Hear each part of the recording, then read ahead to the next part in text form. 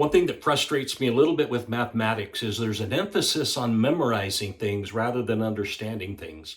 But there are times where memorizing something is going to help you in your mind figure out exactly what's taking place within the mathematics. One of those for me is the unit circle. Memorizing a couple of things on the unit circle will simplify all sorts of things when we get into trigonometry. Now, just as a reminder, sine of any angle is just equal to, if this is my angle, it's opposite over hypotenuse. Cosine is adjacent over hypotenuse. Tangent is opposite over adjacent. And I just used A, B, and C because we're so used to the Pythagorean theorem, a squared plus b squared equals c squared. Now, when we use the unit circle, we're plotting this circle on an xy axis, and we're making the circle 1 unit in radius. That's why we call it a unit circle. It's 1 unit, which means no matter where we are on this circle, my hypotenuse is going to equal 1.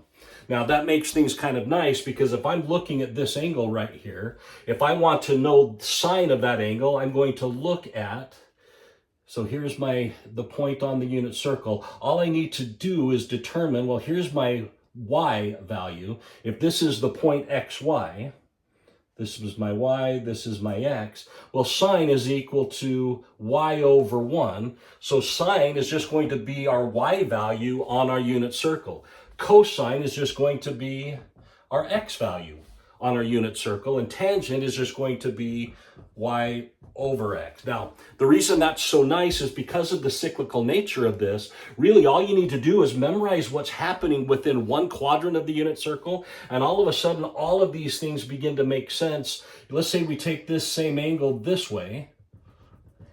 So now we're looking at this angle right here. So here's now I have a negative x because I'm going in the negative direction.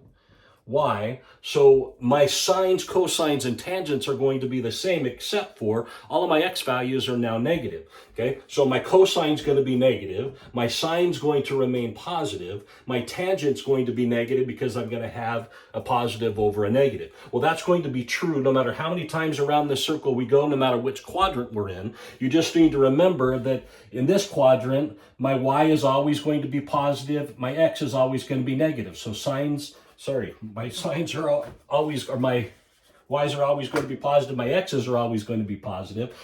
Here, our y's are going to be positive, our x's are going to be negative. Here, we've got both negatives, and here we've got our x's are going to be positive, our y's are going to be negative. So we can start looking at in which quadrant we know exactly whether or not our sines or cosines are positive or negative just by learning how to determine which quadrant it's in. So hopefully this is helpful to you. We'll do some more things with the unit circle and some of the ways that you can memorize it and make things just a little bit easier for you. But if this is helpful to you, please like and subscribe, pass this information on to those who it might be helpful to. And as always, thanks for watching.